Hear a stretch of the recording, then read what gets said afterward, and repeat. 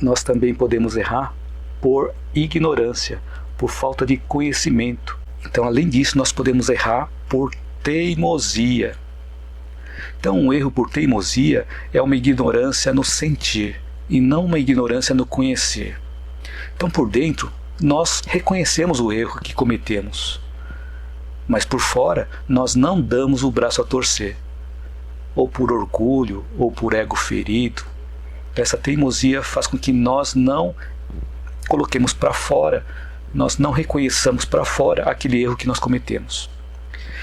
Significa que o nosso lado racional sabe que nós erramos, mas o nosso lado emocional está bloqueado, não querendo receber as orientações do nosso lado racional. E quando o nosso lado emocional está bloqueado, não sentimos que erramos, apenas sabemos que erramos. Então são situações onde o nosso lado instintivo mais primitivo, animal, está assumindo o controle, não querendo abrir mão da posição inicial, achando que nós iremos nos rebaixar ou nós iremos perder o território. E essa perda de território está associada ao controle de território, muito presente no reino animal. Por isso que eu comentei agora há pouco que é o nosso lado instintivo mais primitivo, mais animal, que não está deixando o nosso lado racional acionar ou tomar o controle da situação. Então, um erro por teimosia seria uma oportunidade de nós nos reconciliarmos com a pessoa que nós prejudicamos. Seria uma oportunidade de nós tentarmos consertar o erro, de nós repararmos o mal que nós causamos. Só que isso requer humildade da nossa parte.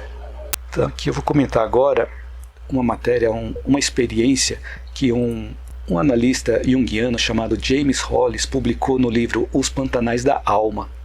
Ele relata que um certo dia uma mulher quis marcar uma consulta com ele, mas uma única consulta. Mas nessa consulta ela queria 2 horas, só para ela. Então queria só uma consulta e 2 horas de consulta. Só que ela mandou também uma foto.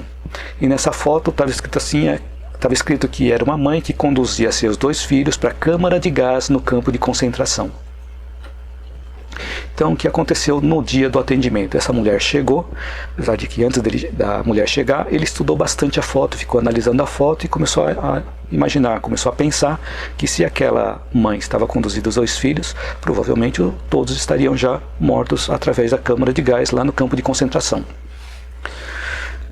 E quando ela foi atendida por James Hollis, ela começou explicando que ela não era judia, mas ela estava passando num momento no bairro dos judeus e no momento que estavam capturando as pessoas e levando para o campo de concentração.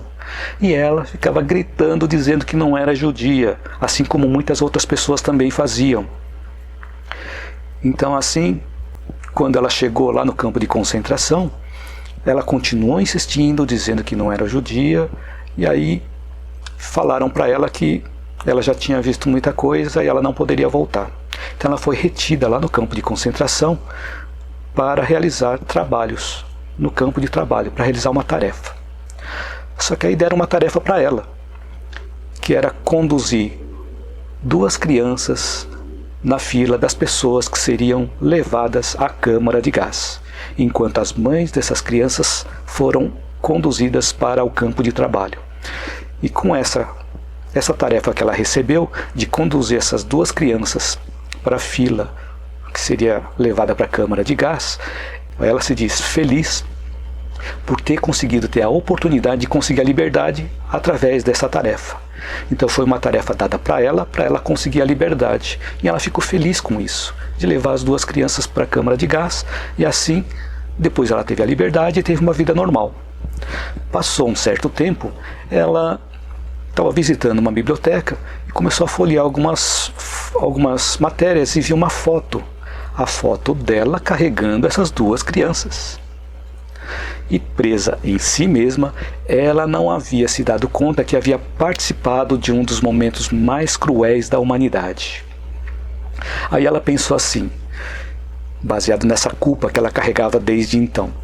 Ela começou a pensar, então existe uma quantidade de pessoas justas no mundo.